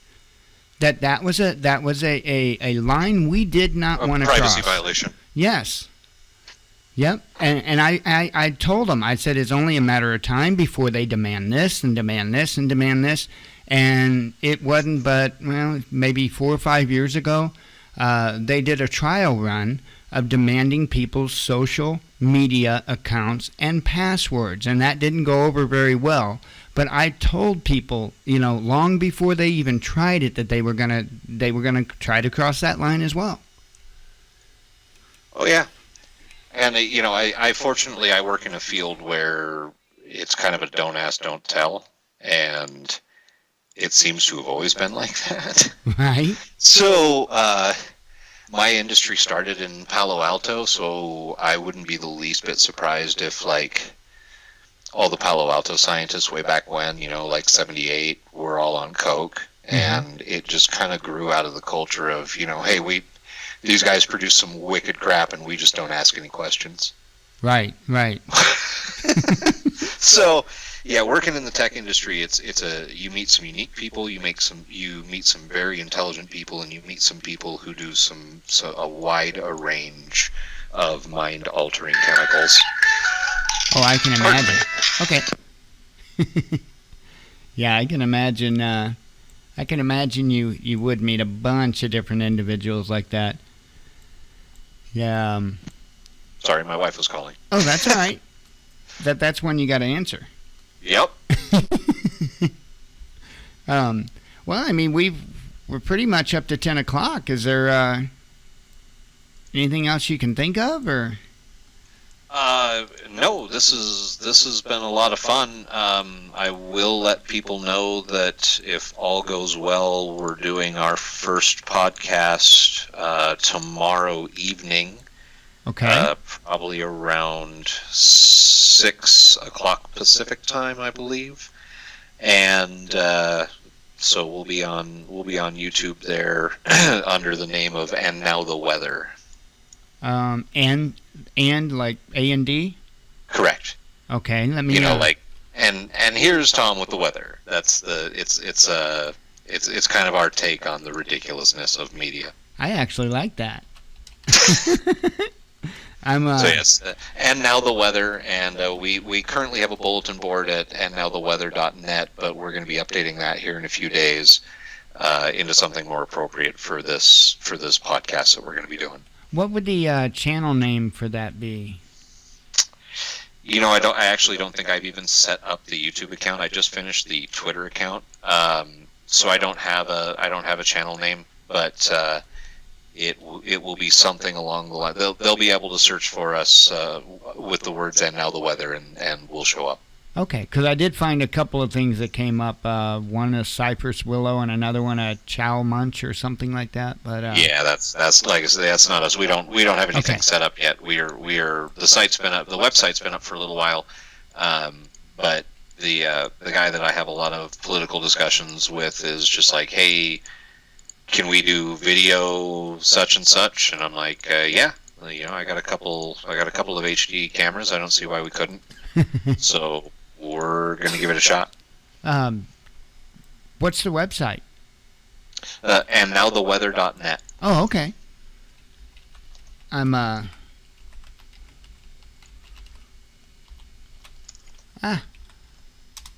I was going to put that in the chat for everybody, and I wanted to bookmark that. That way we can. Yeah, it's currently a bulletin board system, and he was using it for whatever he was going to use it for, and he never really used it. So he's like, hey, we've got this brilliant name. Let's go and actually turn this into a show and talk some of the stuff we talk, and it'll work out pretty well because we have a wide range of interests and knowledge in lots of different things. So you're not just going to get politics. You're going to get you're going to get shows on alternative energy devices. You're going to get shows on quantum physics and just all sorts of weird stuff. Nice. Yeah. So if you guys don't mind, we may peek in on you and see what the show's about. Oh no, please. Like I said, we plan on doing it tomorrow. I don't know if we're going to be doing it live or if we're going to record it and then release it. I'll talk to him a little more about that. Thank you for the recommendation of Wirecast, by the way. Oh, no problem. Man, I tore through the manual today and learned all the cool stuff that I wanted to do with it. And once you get used to the UI, that's a pretty neat tool. Yes, it is. I love it. Yeah, I'm digging it. I can't wait till I have more time to play with this and up my production level quite a bit. I know how to. I just don't have the time yet to do it all. Oh yeah, I was gonna say I sat down and read their 300-page user manual over lunch, and went back in and started hooking it into Twitter and bringing the Twitter feeds in and looking at the variables that you can use throughout. And it's a pretty neat system. Uh-huh. So yeah, I'm impressed. Nice. Have you gotten it yet? Oh yeah. No, I've been using it all day. The first part of and good for them too. It's the first time I've seen this done. Their user manual starts with a real quick UI overview and then jumps into a series of tutorials where it actually has you go and set up a number of scenes and shots and actually use the tools. And that was a really good way for them to approach it. So they go through a couple of tutorials, and then they drop you into the really dry, here's each and every feature of each and every part of the whole thing. So yeah, it was kind of cool. You got to learn some of the fun stuff, and then what was nice about it is the tutorial kind of trained you to remember the names of what they called stuff. So when you were like, oh, hey, I want to change the transition speed, you actually knew what to look for in the manual to find it. Right. So, exactly. Yeah, I blew through it and put our scenes all together today, and I got our logo set up and got our Twitter feed running in there. Nice. And yeah, there's no reason we can't do it live other than he might have stage fright, but it'll be okay because nobody will be watching on the first show anyway. Nice. Now, are you using the trial version or? I am currently using the trial version. We probably won't be by tomorrow. Okay. I'm just about sold. Oh, okay. Yeah. I mean, it is absolutely the best that I've seen. A lot of people go with that XSplit, and I'm not a fan of it. I used XSplit for a while. I used it when I was producing for Kathy, and it sucked. I hate it. I honestly would probably go back to helping produce Kathy with this.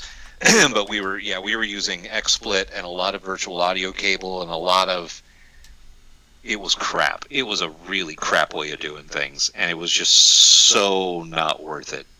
Right. Yeah, I mean, it is a really expansive program. There's just I don't even know how to. I didn't even read the manual yet myself. I just kind of beat through it. I'm typical male. I'll break something in a few times. Open the box and throw the manual. Totally. Yep. Now, I would recommend, though, as far as like connecting to YouTube, I would highly suggest you do it through RTMP versus their front end. Oh yeah, no, totally. Yeah. I've got my own RTMP server set up on my web server, so I'm thinking about actually just broadcasting from there, because I also do a Shoutcast server through there. Okay. So I was thinking of I was going to route the audio over into the Shoutcast server and do like a live radio stream as well as the YouTube and Facebook stream. Right. I'm going to start working with that in the morning because it looks like there's a lot of fun stuff I can do with this. Oh yeah. But, so yeah, I've got an RTMP server and a Shoutcast server running on my box as well. Nice. And yeah. I need to get finished set up. Oh, I was going to say I need to get finished set up for that on our site. We lease a dedicated server out of Canada, and I need to finish getting set up for that. That's a shame because we're We're the only ones running on the box at this point, and it's kind of almost a waste for. Oh, sure. Right, for resources. Yeah. I mean, and I've offered hosting and stuff like that. It takes a while to build that stuff up, but. Yeah, well, we might have to talk. I'm paying too much right now for a virtual hosted server, which only gives me 10 gigs of space. And I do software development, and every once in a while, some of our projects get a little larger. And so when I do like source deliveries at the end of a project, we max out my server. Wow. So yeah, we might have to talk off air about that. Yeah. But yeah, I'm a Linux administrator. I'm a security guy by trade. That's what I always studied to be, and then I ended up being a software developer, and then being a project manager, and now I kind of do a little of both of that. I do project management, and I do some software here and there when we need to offload.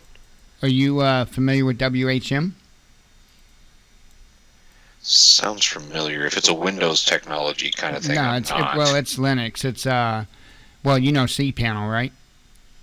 Oh God, yeah. Yeah, WHM I is hate like. cPanel. Oh, do ya? WHM is like the control panel for cPanel. Oh. Yeah. If it's there to make cPanel better, then they certainly couldn't have made it worse. That's the only one I know. cPanel's all I know. I'm a command term, so I'm.